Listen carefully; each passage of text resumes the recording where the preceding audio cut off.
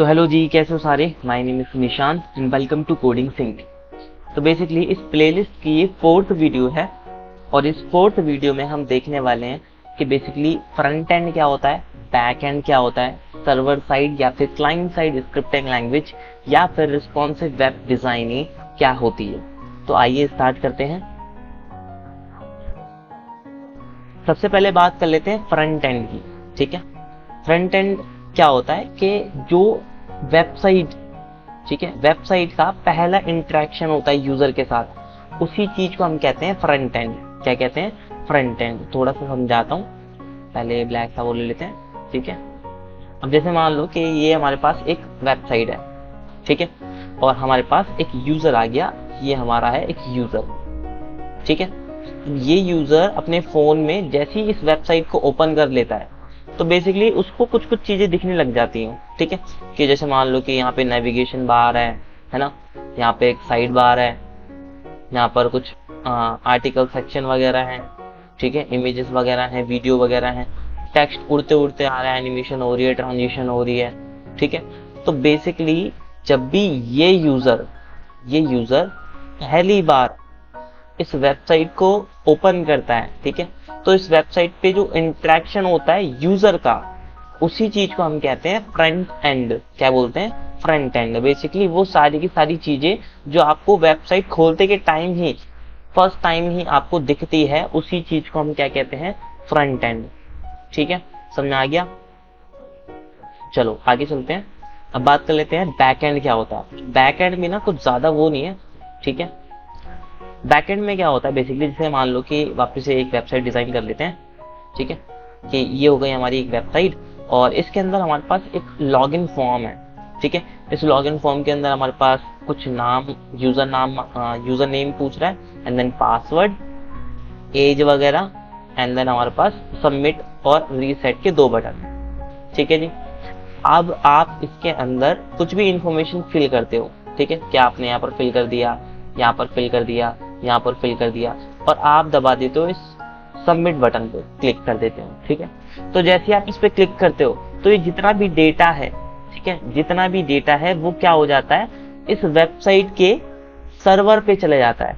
कहाँ पे चले जाता है? इस वेबसाइट के सर्वर पे चले जाता है, यानी कि डेटाबेस में चला जाता है। जैसे मान लो कि ये बेसिकली इसका डेटाबेस है। ठीक है, इस वेबसाइट का क्या है? डेटाबेस है। डेटाबेस क्या होता है? जहां पर सारी की सारी इंफॉर्मेशन स्टोर होती है। क्या होता है वो? डेटाबेस। अरे डेटाबेस। ठीक है, तो आपकी ये जितने भी इंफॉर्मेशन है, जो भी आपने फॉर्म में फिल आउट करा है, आपका नेम, पासवर्ड, है ना, और जो भी ये सारी चीजें हैं, एंड सबमिट कर दिए, तो ये सारा का सारा डेटाबेस के अंदर जाके स्टोर हो जाएगा। अब वो बेसिकली आपको डेटा दिख नहीं रहा। ठीक है, वेबसाइट की ऐसी चीजें जो कि आपको दिखती नहीं है, वो हमारा कहलाया जाता है बैकएंड। क्या कहलाया जाता है? बैकएंड। एक अच्छा सा एग्जांपल लेता हूँ, रियल एग्जांपल। जैसे मान लो कि आप एक रेस्टोरेंट में गए हो। ठीक है, आप एक अच्छे खासे रेस्टोरेंट पे गए हो, तो होता क्या है बेसिकली, एक वेटर आता है और वो आपको एक मेन्यू पकड़ाता है। ठीक है, तो बेसिकली वो जो मेन्यू है, उस मेन्यूज में आपको फूड के बारे में कुछ इमेजेस वगैरह, कुछ डिस्क्रिप्शन, वो सारी चीजें मिल जाएंगी। तो मेन्यू से आप क्या कर रहे हो? इंटरैक्ट कर रहे हो। क्या कर रहे हो? इंटरैक्ट कर रहे हो। ठीक है, तो वही चीज है, अगर आपको एक वेबसाइट ओपन करती है, ठीक है, एक वेबसाइट ओपन करते हो और वेबसाइट ओपन होते के साथ ही जो आपको पहला पेज दिख रहा है, पहला जो इंटरेक्शन हो रहा है, उसी चीज को हम क्या बोलते हैं? फ्रंट एंड बोलते हैं। क्या बोलते हैं? Front end.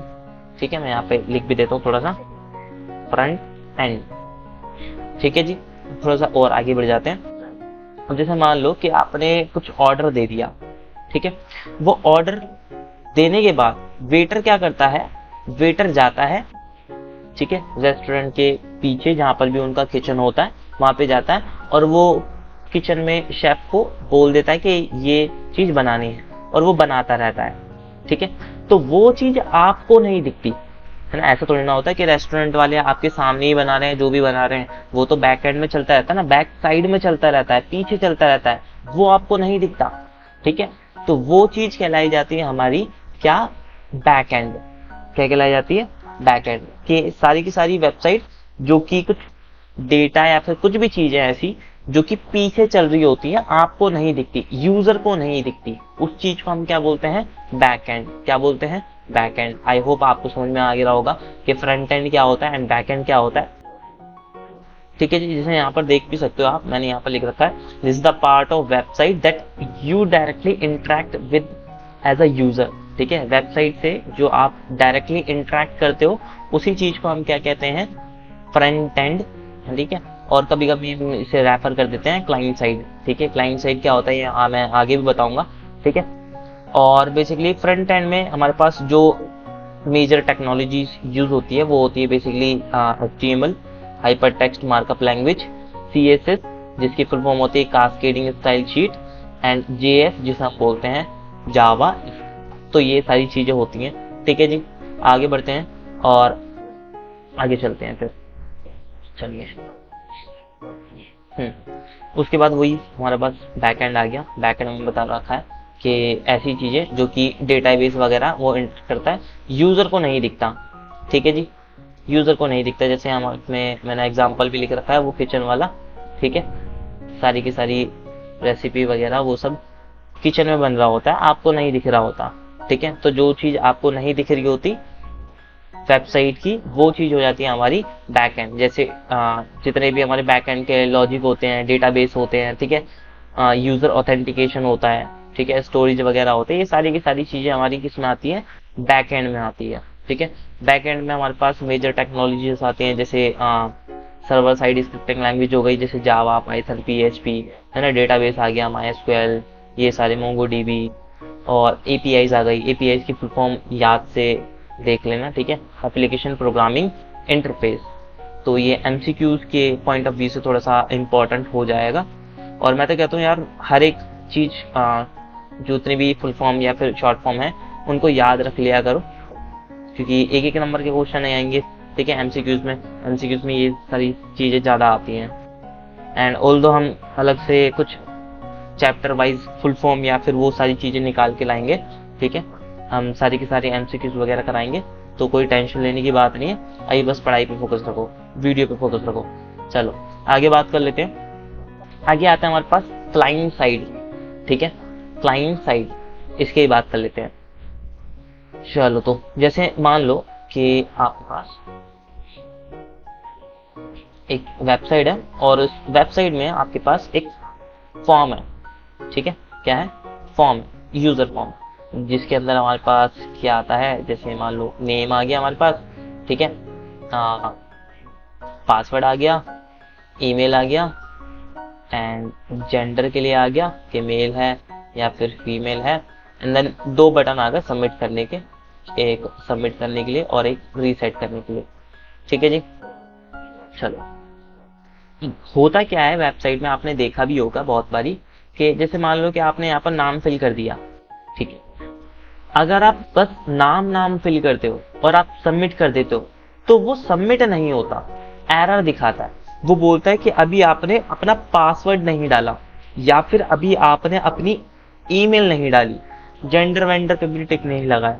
ठीक है, तो वहां पर वो एरर देता है कि प्लीज इस फील्ड को फिल करिए। ठीक है, यहाँ पर आपको कुछ ना कुछ तो लिखना ही पड़ेगा। तो वो कैसे होता है, ठीक है जी, तो वहां पर हम क्या करते हैं, इसी चीज के लिए लॉजिक लगाते हैं। क्या लगाते हैं, लॉजिक लगाते हैं। ठीक है, तो जो लॉजिक वाला काम है ना, हम कहाँ पे कर रहे हैं, फ्रंट एंड पे। कहाँ पे कर रहे हैं, फ्रंट एंड पे, जो आपको दिख रहा है, आपने यहाँ पर डाला है ना, फॉर्म तो आपको दिख रहा है, फॉर्म से तो आप इंटरेक्ट हो रहे हो, और आपने यहाँ पर नाम डाला, ईमेल डाला, ठीक है, पासवर्ड डाला, और कुछ चीजें मिस कर दी, जैसे जेंडर छोड़ दिया, फिर पासवर्ड ही छोड़ दिया, और सबमिट करने जा रहे हो तो वहां पर एरर दिखाता है वो। ठीक है, तो वो जो लॉजिक लिखा गया है ना, वो बेसिकली फ्रंट एंड के लिए लिखा गया है। किसके लिए लिखा गया, फ्रंट एंड में। तो जो भी प्रोसेसिंग होगी ना, जो भी देखा जाएगा, ठीक है, जो भी वैलिडेशन हो रही है, परफॉर्म हो रही है, वो बेसिकली फ्रंट एंड पे ही हो रही है। ठीक है जी, तो इसी चीज को हम क्या कहते हैं, क्लाइंट साइड। क्या कहते हैं, क्लाइंट साइड। बेसिकली यहाँ पर आ गया हमारे पास क्लाइंट साइड। ठीक है जी, अब बेसिकली ऐसा तो है नहीं कि हमने ये वैलिडेशन या फिर जो भी अपने आप देख रहा है कि इसने पासवर्ड फिल नहीं करा, ईमेल फिल नहीं करी, वो जो लॉजिक हमने लिखा है वो किसी चीज में तो लिखेंगे ना, किसी प्रोग्रामिंग लैंग्वेज में तो लिखना पड़ेगा ना, बेसिकली अपने आप थोड़ी ना देखेगा। तो उसी चीज को हम बोलते हैं क्लाइंट साइड स्क्रिप्टिंग लैंग्वेज। ठीक है, क्या बोलते हैं? Client side scripting languages. ठीक है, जिसके अंदर हमारे पास क्या क्या आती है, जैसे हमारे पास जावास्क्रिप्ट आ गया। ठीक है, और भी आती है क्लाइंट साइड में, बहुत सारी आती हैं, वो देख लेना। टाइप स्क्रिप्टिंग में आती है वो सारी चीजें। ठीक है, समझ में आ गया फ्रंट एंड वाला, कि सॉरी फ्रंट एंड वाला कह रहा हूँ, क्लाइंट साइड वाला। कि क्लाइंट साइड क्या होता है? जो आपके फ्रंट एंड पे ही कुछ प्रॉब्लम को रिजॉल्व कर देता है, वो सारी की सारी चीजें क्लाइंट साइड के अंदर आती हैं। और क्लाइंट साइड के अंदर वो सारी वैलिडेशन किसी प्रोग्रामिंग लैंग्वेज से लगती हैं, जिसे हम बोलते हैं क्लाइंट साइड स्क्रिप्टिंग लैंग्वेज। एक एग्जांपल मैंने दे रखा है JS का, ठीक है, जावास्क्रिप्ट का। देन अगर मैं बात करूं कि आपने ये सारी की सारी चीजें फिल कर दी, ठीक है, कोई भी दिक्कत की बात नहीं है, आपने सारी की सारी चीजें फिल आउट कर दी, ये भी फिल कर दिया, ये भी फिल कर दिया, एंड देन ये भी फिल कर दिया, एंड देन सबमिट कर दिया। ठीक है, तो मैंने बताया अभी आपको, जैसे ही आप सबमिट करते हो तो होता क्या है, ये सारी की सारी इंफॉर्मेशन कहां पर चली जाती है? इसके डेटाबेस में। ठीक है, कहां पे चली जाती है? इसके डेटाबेस में। ठीक है जी, डेटाबेस में चले गई। अब जैसे मान लो कि आप क्या करना चाहते हो, इस चीज को लॉगिन करना चाहते हो। क्या करना चाहते हो? लॉगिन। पहले आप फॉर्म फिल कर रहे थे, ठीक है, यानी कि साइन अप कर रहे थे, आप सारी की सारी चीजें, एक न्यू अकाउंट क्रिएट कर रहे थे। ठीक है, बट अब की बार आप क्या कर रहे हो? बेसिकली आप लॉगिन करने की कोशिश कर रहे हो। ठीक है, कि आपको यहाँ पर अपनी ईमेल डालना है, यहाँ पर पासवर्ड डालना है, और बटन है यहाँ पर लॉगिन का, और यहाँ पर है कैंसिल का। ठीक है जी, अब आपने यहाँ पर कुछ डाला, ठीक है, यहाँ पर भी आपने कुछ डाल दिया। ठीक है, जैसे ही आपने सबमिट किया, ठीक है, तो मान लो जैसे कि दोनों की दोनों चीजें सही थी, तो पता कैसे लगेगा कि हमने तो भैया हमारा पासवर्ड ये था, या फिर हमारा ईमेल एड्रेस ये था? हमें पता है ना, पर वेबसाइट को कैसे पता लग जाता है कि हाँ ये मेरा ही पासवर्ड था, तो लॉगिन करा दो इसे? क्योंकि वो सारी की सारी इंफॉर्मेशन पहले से डेटाबेस के अंदर स्टोर है ना भाई, डेटाबेस के अंदर स्टोर है। जैसे यहाँ पर मेरा नाम लिखा होगा, ठीक है, मेरा पासवर्ड होगा यहाँ पर, वो सारी की सारी चीजें यहाँ पर फिल होंगी। तो होता क्या है, ये वाली चीज और ये वाली चीज मैच करने की कोशिश करेगा। कौन करेगा? यही बैकएंड, जो बेसिकली वेबसाइट का बैकएंड वाला हिस्सा है, वही चीज मैच करने की कोशिश करेगा कि यूजर ने जो अभी लॉगिन फॉर्म के अंदर अपना यूजर नाम, ठीक है, यूजर नेम डाला है, या फिर ईमेल डाला है, या फिर पासवर्ड डाला है, वो सारी चीजें और जो आपके पास डेटाबेस में पड़ी हुई हैं, वो दोनों की दोनों, तीनों की तीनों चीजें क्या सेम हैं? अगर सेम होती है तो क्या करना है? उसे लॉगिन करा देना है। क्या कर देना है? उसे बेसिकली लॉगिन करा देना है। ठीक है, तो उसी चीज को हम क्या बोलते हैं? बेसिकली हम बोलते हैं सर्वर साइड स्क्रिप्टिंग लैंग्वेज। क्या बोलते हैं? Server side scripting language. Server side scripting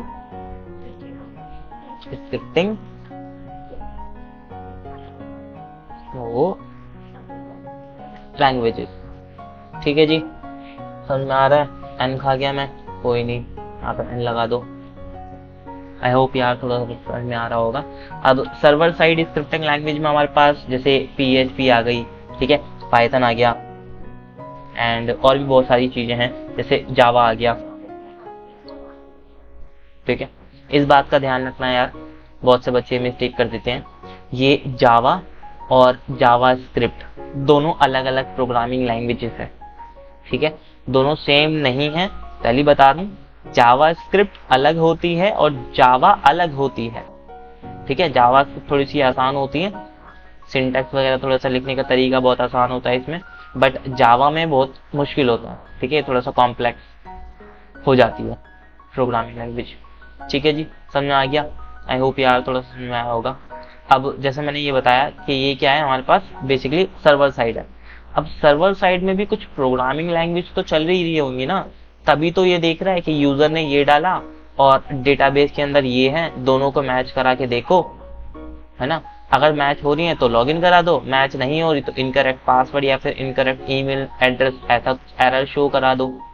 तो ये सारी की सारी बैकएंड में चल रही होती हैं। तो बैकएंड में लॉजिक बनाने के लिए भी हमारे पास सेम प्रोग्रामिंग लैंग्वेजेस आती हैं, ठीक है।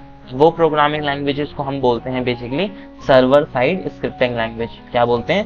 सर्वर साइड स्क्रिप्टिंग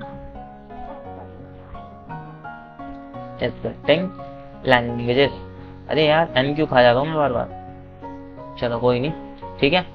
बहुत सारी स्क्रिप्टिंग लैंग्वेजेस मैंने अभी बताया, PHP है ना, जावा है एंड पाइथन वगैरह है, वो सारी चीज़ें, ठीक है जी। आई होप थोड़ा सा समझ में आया होगा।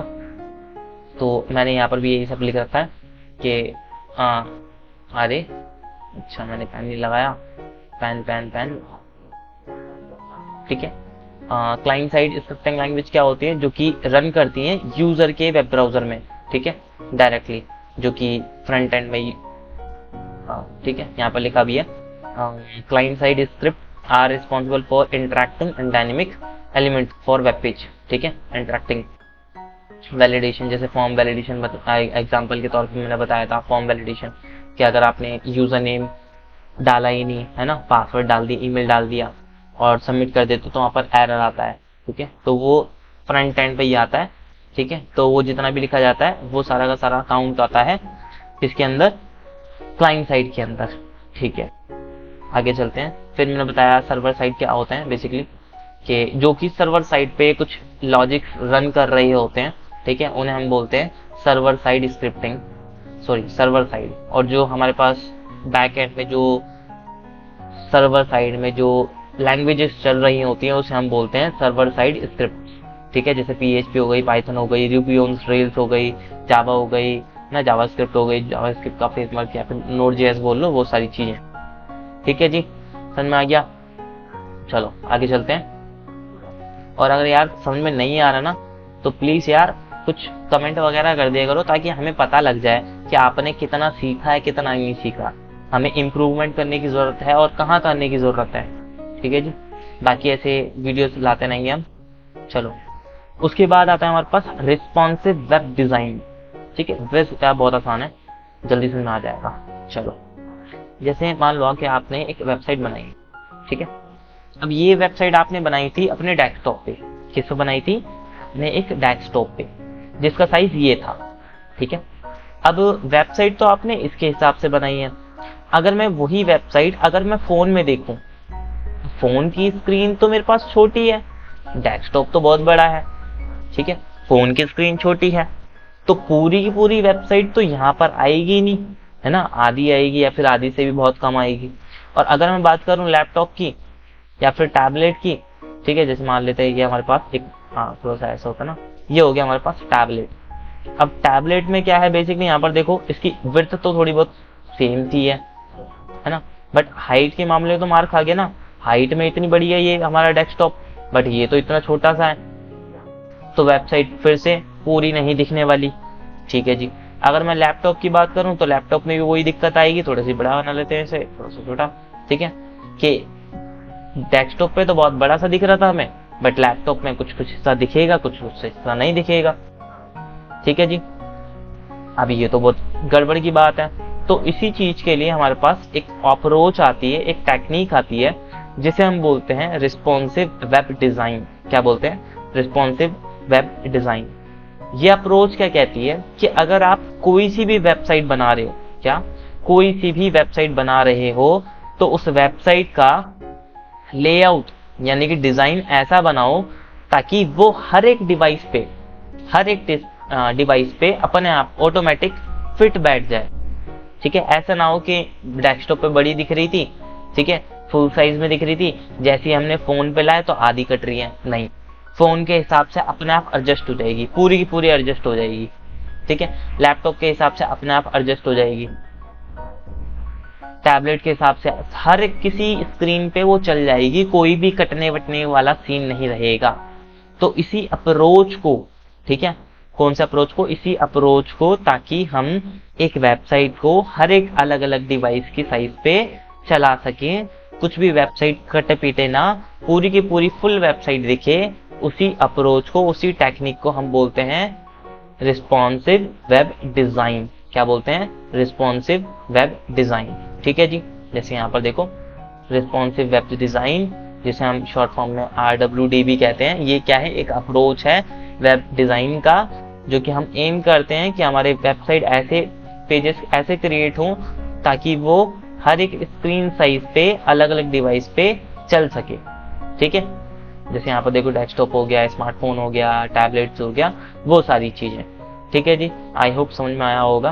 तो अभी के लिए हम इस वीडियो में यहीं तक रखते हैं, और हमारी जो पहली यूनिट है, ठीक है, जो हमारी फर्स्ट यूनिट है, वो फर्स्ट यूनिट कंप्लीट हो चुकी है इस वीडियो के साथ।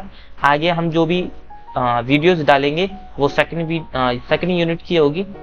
तो बने रहें इस प्लेलिस्ट के साथ। ठीक है, कंसिस्टेंसी बना के रखें पूरी की पूरी। बाकी मिलते हैं नेक्स्ट वीडियो में, तब तक के लिए यार बाय बाय।